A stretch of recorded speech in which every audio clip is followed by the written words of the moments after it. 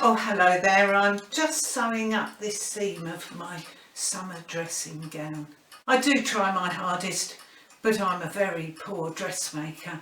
I'm always puckering seams and getting lopsided sleeves. Not like my sister Anne. She's absolutely fantastic at everything to do with fabric. In the village, Anne runs a make do and mend club. She does it on a voluntary basis because she was a domestic science teacher before she got married. At this weekly make do and mend club, the Board of Trade bring along some sewing machines, and any woman from the village can go along, do some dressmaking and get first class advice at the same time from my sister. Staying with her, she took me to the Make Do and Mend club and gave me so much help in making this new dress. It was from a pattern available at the club which I swapped for one of my older dress patterns. This is what the pattern looked like. The new pinny that I'm wearing, I made there too, having taken an old pinny as a pattern. But of course, even the fabric to make garments with is rationed along with the clothes that you can buy. Just a yard of cotton fabric, I would have had to have given up 2 of my precious 48 coupons a year. But luckily, my town friend managed to get me some coupon-free fabric. Now she lives very close to the town's haberdashery shop, run by poor Mr. Bourne. He had a terrible week last week with fire bombs destroying his premises. Now the stock, of course, was ruined with smoke damage and the water used by the firemen to douse the fire. Some of the fabric, though, was rescued by her husband, who's a member of the ARP. He was one of the wardens dealing with the fire. And after giving it a good wash and drying it all round the garden, it's as good as new, and she let me have a small piece in exchange for some eggs. Now my apron, I used an old curtain. It's been up in a very, very sunny window, and of course with the blackout shutters, it's no longer necessary. I did find, however, that the fabric was rotten in places, but I've managed to get enough to make the apron, and the rest I've put into salvage.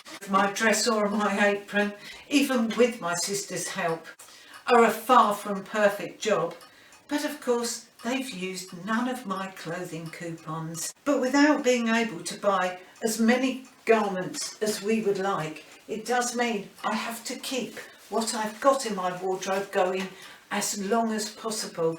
And I've also been mending a burn in one of my favourite old dresses that my husband made with his cigarette.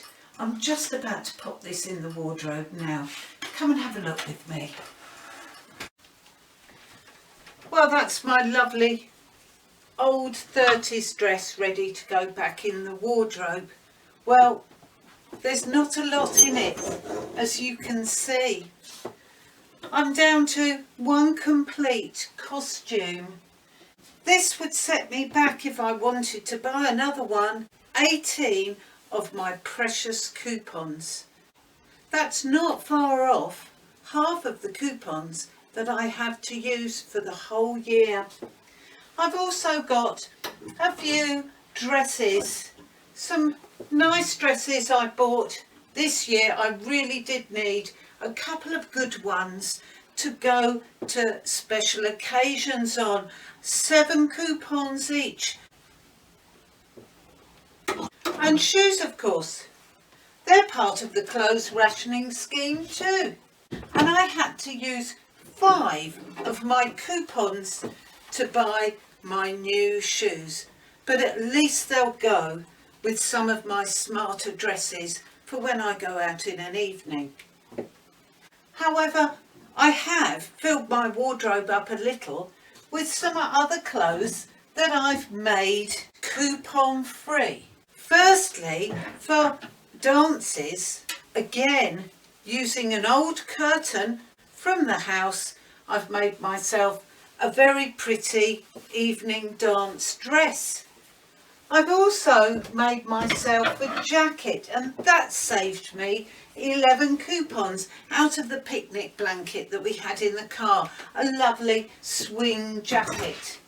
I've also made a coat out of an old blanket I had in my ottoman, and with a little scrap of fabric I've given it some gay cuffs and a gay collar, a good warm winter coat, coupon free too. I've also made a lovely skirt for dancing out of all the scraps in my scrap bag. Isn't it lovely and bright and colourful? I do love patchwork. And of course there's always the black market for a little bit of parachute silk. I managed to get a little bit from someone who can find it. And I've made myself a blouse from it. I've also made some undies, but I'm not showing you them. As hard as it may seem to us, clothes rationing is making a huge significance in this war. Let's go and have a cup of tea and I'll tell you all about it. This make do and mending is thirsty work.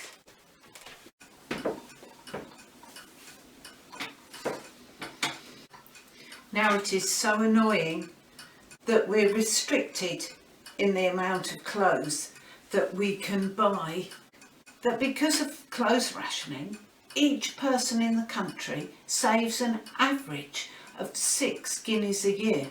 Now that's £6 and 6 shillings. That's enough to buy me a lovely winter coat from C&A's, if I had the coupons of course. And it also makes available quantities of the 3 vital weapons of this war: manpower, materials and money. Approximately 750,000 workers are released under the new clothes rationing scheme for more essential war work.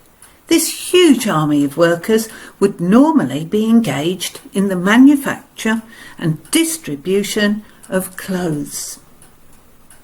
300,000 tonnes of shipping space would be saved annually, as we shall not have to import the extra raw materials that would be needed if normal purchasing were permitted. Thus 60 ships are freed to bring more lease and lend war material from America.